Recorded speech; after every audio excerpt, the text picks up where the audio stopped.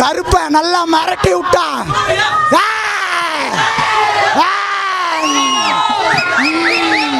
விமர்சனம்லாம் வந்துச்சு. சாய் மியூசிக் வந்து நிறைய பேர் ட்ரோல் பண்ணாங்க. சாய் மியூசிக் என்னமா இருக்கு ப்ரோ? அவர் மியூசிக் தான் ப்ரோ படமே செம்மையாக எடுத்துருக்காரு ப்ரோ. ஆர்ஜே பாலாஜி வில்லனா அக்செப்ட் பண்ண முடிய மாட்டேங்குது அப்படிலாம் நிறைய பேர் சொன்னாங்கல்ல.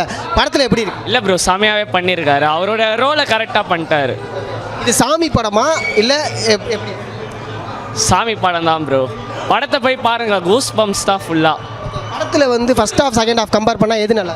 செகண்ட் ஹாஃப் சூப்பராக இருக்குது ப்ரோ. ஃபர்ஸ்ட் ஹாஃபும் நல்லா தான் இருந்தது, லைட்டாக லேக் ஆகிற மாதிரி இருக்குது. ஆர்ஜே பாலாஜியோட டைரக்ஷனில் இதுக்கு முன்னாடியோட படங்கள் நம்ம பார்த்துருக்கோம். அந்த வகையில் இந்த படம் எந்த லெவலில் இருக்குது? இது எல்லா படத்தோட இது சூப்பராகவே இருக்குது ப்ரோ. அதோட நல்லா இருக்குது. இன்டர்வல் அண்ட் கிளைமேக்ஸ் இது ரெண்டும் கம்பேர் பண்ணால் எது உங்களுக்கு ரொம்ப பிடிச்சிருந்துச்சி? எது வந்து கூஸ்பம் மொமெண்ட்ஸா? கிளைமேக்ஸ் தான் ப்ரோ. கண்டிப்பாக கூஸ் பம்ப்ஸ் மூமெண்ட் செம்மையாக இருந்தது ப்ரோ. சூர்யா உடம்புக்குள்ளே சாமி போகிற மாதிரி இருக்கும் அப்படிங்கிற மாதிரிலாம் சொல்கிறாங்க. அப்படி தான் இருந்துச்சு? அப்படி தான் ப்ரோ இருந்தது. லாஸ்ட் சீனில் நம்மளுக்கே அந்த மாதிரி தான் இருக்கும் பார்க்கும்போது. நல்லா இருந்துச்சு. சூப்பர். த்ரிஷாவுடைய ரோல் எப்படி இருந்துச்சு படத்தில்? நல்லா இருந்தது, சூப்பராக இருந்தது. சாயமிங்கிற மியூசிக்கை நிறைய பேர் விமர்சனம் பண்ணாங்க. படத்தில் பார்க்கும்போது சூப்பராக இருக்குது சார், நல்லா இருந்தது, ரொம்ப பிடிச்சி. கேரக்டரா எல்லாருமே நல்லா பண்ணியிருந்தாங்க. பிரதர் படம் பயங்கரம். நாங்கள் எதிர்பார்த்த மாதிரி இருந்தது. சூப்பராக பண்ணியிருந்தாங்க. ஆர்ஜே பாலாஜி செம்ம பீஸ்ட்டு வச்சுருக்காப்புல. கண்டிப்பாக குடும்பத்தில் வந்து பார்க்கலாம். பயங்கரம் super. Visual effect GK Vishnu செம்மையாக பண்ணியிருந்தாப்புல. ஆக்சுவலாக ஆர்ஜே எல்லாம் சொன்னாங்க, ஆர்ஜே பாலாஜி வந்து வில்லனா அப்படி இப்படின்லாம் எல்லாம் பேசினாங்க. பார்க்குறவங்களுக்கு தெரியணும், இந்த படம் வந்து ஒரு பக்கா கமர்ஷியலான படம். எல்லாம் எதிர்பார்த்துருப்பாங்க மேசிவ் மூமெண்ட்ஸ் அப்படி இப்படின்ட்டு. பட் மேசிவ் மூமெண்ட்ஸ் அப்படி இப்படின்னு எதுவும் கிடையாது. சூர்யா ஃபேன்ஸ்க்கு ஒரு தியேட்டர் எக்ஸ்பீரியன்ஸ் நல்லா கிடைக்கும்.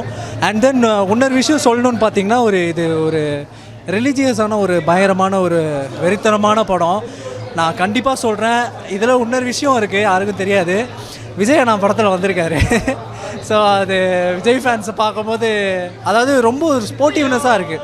சூர்யா நான் வந்து இந்த மாதிரி நிறையா ஆக்டரோட ரெஃபரன்ஸ் வச்சுருக்காரு.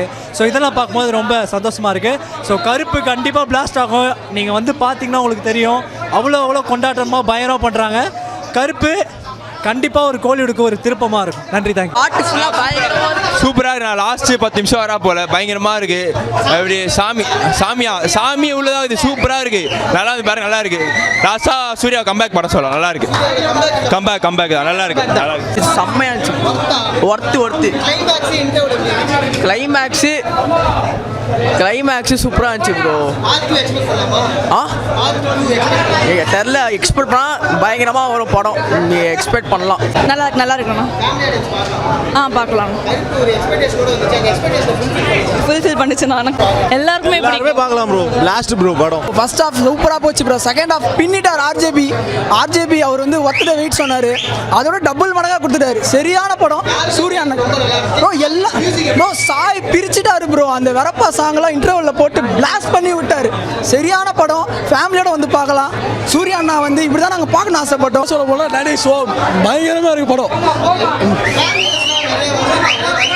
கேமியோ இருக்குது. சூர்யா அண்ணாவோட கேமியோ சூப்பராக இருக்குது. வந்து எல்லாமே பார்க்கலாம், ஃபேமிலியோட வந்து பார்க்கலாம். பிளாக் பஸ்டராக இருக்குது ப்ரோ. ஆர்ஜே பாலாஜிலாம் பிரித்து எடுத்துறாரு ப்ரோ. டைரக்ஷன் மட்டும் இல்லை, அவரை வில்லனா இருக்க முடியாதுன்னு சொன்னாங்க. ஆனால் நீங்கள் படத்தில் போய் பாருங்க, மேஜிக் பண்ணி வச்சிருக்காரு ப்ரோ. செம்மையாக இருக்குது ப்ரோ. படத்தில் செகண்ட் ஹாஃப் ஃபுல்லாக ஏகப்பட்ட ட்விஸ்ட் இருக்குது. ஒரு சீனும் தெரிக்குது தேட்டரில் ப்ரோ. இன்டர்வெல்லாம் அண்ணனுக்கு வந்து பெஸ்ட் எவர் கம்பேக் ப்ரோ. இது பிளாக் பஸ்டரான இன்டர்வல் பிளாக்கு. சாமி ஆடிட்டாரு கிளைமேக்ஸ்லாம் ப்ரோ. இது இன்னும் இருக்கு. கருப்பை இறங்குறாரு, கூட வெள்ளையும் இறங்குறாரு. அதாவது சூப்பராக இருக்குது பிளாஸ்ட். பக்காவாக இது நான் படம் மஜா படம். கருப்பை இறங்கிட்டோம். தேங்க்யூ. நல்லா இருக்கு. கருப்பை நல்லா மிரட்டி விட்டான்.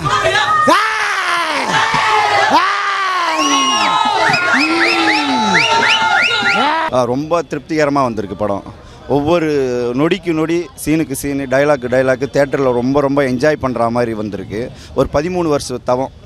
பல பேர் வந்து சூர்யா அண்ணாவுடைய மாஸ் என்னன்னு தெரியாது, அவருடைய கிளாஸ் என்னன்னு தெரியாது, அவருடைய ரேஞ்ச் என்னன்னு தெரியாத பசங்களுக்குலாம் இந்த படத்தை போய் பார்க்க சொல்லுங்கள். அவர் யார் என்னன்னு ப்ரூவ் பண்ணியிருப்பார். இல்லை, கம்பேக்குன்னு என்றைக்குமே அந்த வார்த்தையை நான் பயன்படுத்த விருப்பப்படலை. ஏன்னா கம்பேக்குங்கிறது காணாமல் போனவங்களுக்கு தான். இருந்துக்கிட்டு இருக்கிறவங்களுக்கு ஒவ்வொரு முறை தோற்றுருக்காருல்ல. இவ்வளோ பெரிய ஓப்பனிங் ஒரு நடிகரால் காட்டிட முடியுமா?